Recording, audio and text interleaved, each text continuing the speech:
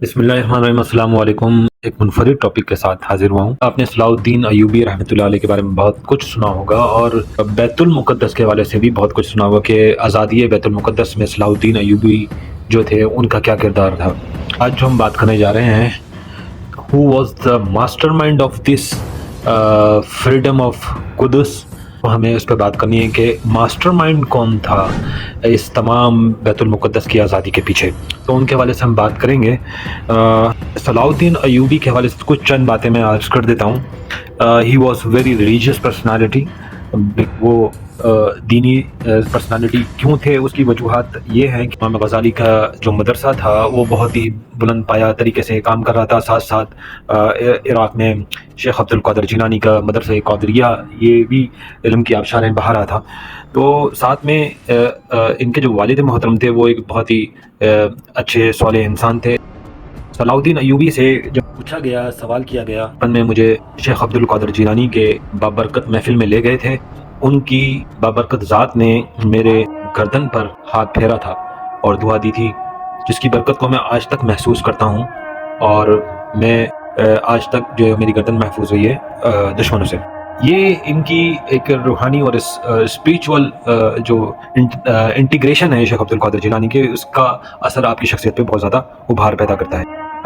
اور زیونسٹ جو ہیں وہ جادوؤں کا جو ہے وہ سہارا دیتے ہیں جنگوں کے دوران بھی، اور اپنے مشن کو، ہدف کو حاصل کرنے کے لیے شیطانی امداد کو وہ اپنے ساتھ رکھتے ہیں۔ تو اس تمام چیزوں کو دیکھتے ہوئے شیخ عبد القادر جیلانی نے جو ہے وہ میجورٹی آف دی جو فورس آف صلاح الدین ایوبی جو ان کی ملیٹنٹ تھی، اس کا میجورٹی شیخ عبد القادر جیلانی کی تربیت یافتہ تھا۔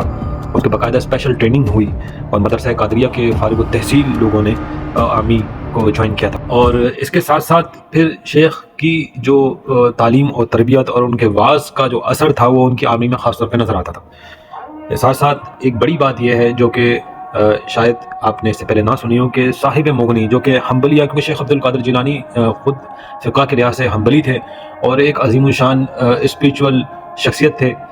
دنیا روحانیات میں جو ہے وہ اسلامی شخصیات میں بلند پایہ مقام رکھتے ہیں، اور پیپل آف احسان یا جو اس کے حوالے سے اگر آپ بات کریں تو ان میں بھی بڑا مقام ہے۔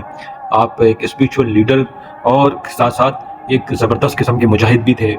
آپ معاشرے میں تعمیری کام آپ سر انجام دیتے رہے۔ ساتھ ساتھ صاحب مغنی جو ہیں وہ شیخ کے اسٹوڈنٹ ہیں اور تربیتی یافتہ ہیں، آپ کے مرید بھی ہیں، اور اسپریچول اسکول آف قادریہ، یعنی اسکول آف قادریہ جو اسپریچول اسکول ہے، اس میں آپ کا ایک لیجسلیشن بھی ہے، یعنی آپ خلیفہ ہیں حضرت شیخ عبد القادر جیلانی کے، جناب صاحب مغنی، جن کا اصل نام صاحب مغنی ان کی کتاب کی وجہ سے کہا جاتا ہے کہ انہوں نے کتاب مغنی جو لکھی جو حنبلیہ فقہ کے اندر ایک مستند اور بہترین اعلیٰ ستارے کے مانند ہے۔ ابن قدامہ مقدسی جو ہے صلاح الدین ایوبی کے جو ہے وہ چیف انسٹرکٹر تھے اس جہاد میں، اس آپریشن کے اندر، جو کہ بیت المقدس کی آزادی کے لیے لڑا جا رہا تھا۔ آج پھر سے بیت المقدس کو ایسے اشخاص اور ایسے لوگوں کی ضرورت ہے جن کی ظاہری تربیت بھی بہت بلند پایہ ہو اور روحانی تربیت کا بھی اہتمام جن کے ساتھ ہو۔ تو جو ہستیاں، جو اشخاص، جو لوگ ان بزرگ ہستیوں کے ساتھ منسلک ہیں، like school of Qadria thoughts کے ساتھ اور مختلف بزرگان دین کے ساتھ، ان پہ بھاری ذمہ داری بنتی ہے کہ وہ جو ہے بیت المقدس کی آزادی تک خاموش نہ بیٹھیں اور اپنا حصہ اس کی آزادی میں ڈالیں، اور اس چیز کو مد نظر رکھیں کہ ہماری آنے والی نسل اپنے اسلاف، اپنے بزرگوں سے دور نہ ہو۔ امید کرتا ہوں یہ ویڈیو آپ کے علم میں اضافے کا باعث بنی ہوگی، اور نئی ویڈیو کے ساتھ دوبارہ حاضر ہوں گا۔ السلام علیکم ورحمۃ اللہ۔